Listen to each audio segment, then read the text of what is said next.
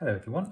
In this video I want to show you how you can draw and render your own coffee table, this time using the 2-point perspective technique. So in order to create something like this, make sure you've got the right equipment with you. Ideally you need a range of colouring pencils. In this case I've got dark brown, light brown and a blue. Notice that they are sharp, as is my regular pencil.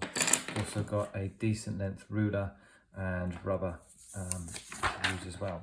Don't forget, with the 2-point perspective technique, we start out with a vertical line. Here I've just got a very small one, and that is going to be this first line of the table, and I've got my 2 vanishing points. So that would be the first thing that you do.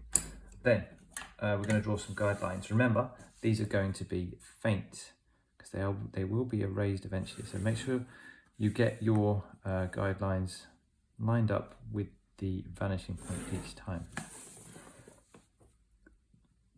Okay, once that is done, I'm going to go to a point approximately here, and I'm going to go from there all the way across to the far vanishing point.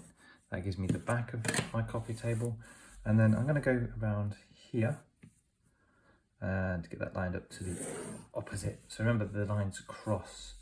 That's giving me the sort of top of my coffee table. Now this coffee table actually includes a glass center, so I want to show that from about this point. I'm going to get lined up with the far vanishing point over here and draw a line like so. Remember, these are faint, and same about here. And I'm going to do at the back, I'm going to go a bit further again, lining up with the far vanishing point. So you've got lots of lines that will actually cross each time. I'm making sure it's lined up perfectly. So here's the outside of my coffee table, the top, and then there is the glass top. For the legs, from this center point, I'm going to go a bit further down, okay? And then I'm going to go from this bottom of the line up to the vanishing point, and then from this bottom here to the other vanishing point. Now this is going to give me basically the floor where my table legs sit. So I can go directly up here, Notice that distance is about the same as that distance. Then over here, I'm going to go down until I hit this guideline. I'm going to go straight up. And then I need to go across from the bottom there, all the way to this vanishing point, like so. I don't need to go too far, and then I'm going to go straight up. And then over here, same thing, I'm going to go down to represent one side of the leg, the other side, or the other edge. Don't forget this, I need to go across to my vanishing point. This would go all the way here, and then straight up. Right, that's given me my coffee table. Don't forget, we need to go over what we want to keep, and we're going to erase the guidelines afterwards. It might be a good idea at this point to actually go over what you want to keep in pen. So I've got this nice uniball pen. I'm going to do all my vertical lines at the same time. You can use a biro, but biros are not ideal for drawing work. Remember, all the lines to begin with are going to be thin. We use thin lines for any internal details.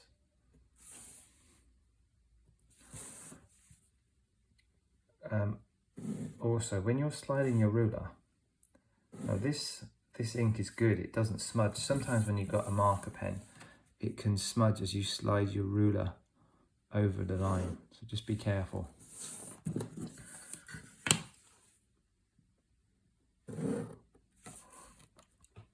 There might be a bit of trial and error when you're working, in which case this is why we start out lightly in pencil, so that if you do make any mistakes, you can easily undo them.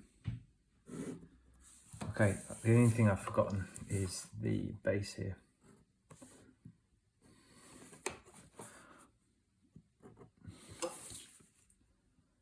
Right, now I'm going to, I think, do my thick line later. There's my coffee table for now. I'm going to quickly erase. Just going to blow the ink dry so that when I actually erase, none of the ink gets smudged.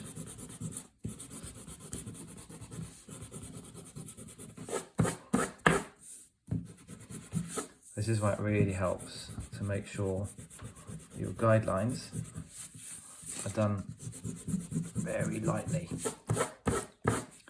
Okay, once you've got rid of your guidelines, we're going to continue using the same rendering technique as we've done before. So if it's wooden, I'm going to show grain patterns by pressing quite hard with a dark brown. Okay, remember these are sort of curvy. You might want to also add dark patches for things like knots. Same thing on the leg, only the grain direction is going in another direction now.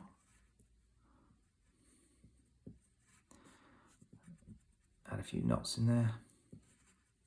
Right, I'm not going to do the whole thing. Once you've done dark patterns, don't forget you can then use a lighter brown. Try and get all your pencil strokes in the same direction. So I'm not changing direction. I'm going to have a darker tone. I'm going to press a bit more heavily on this side. I'm going to have a medium tone here. Now I would need to continue this for all my legs. So I've got dark, medium, and then light. In terms of the glass, you could do a section, again, pencil strokes in the same direction. I'm going to leave a light streak, so actual white on the page.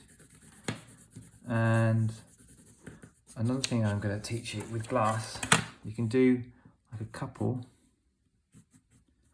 of heavy lines, like so, just to give the impression of light across the glass. Don't forget, when you're all done, go around the whole thing using a thick pen. I used a Sharpie I had lying around. Just be aware, if you use felt tips, Sharpies, that kind of thing, they can leak through the page. So it'd be better to do this on paper or have something underneath, so that if you use a thick marker pen, it's not going to leak through everything. All right, good luck.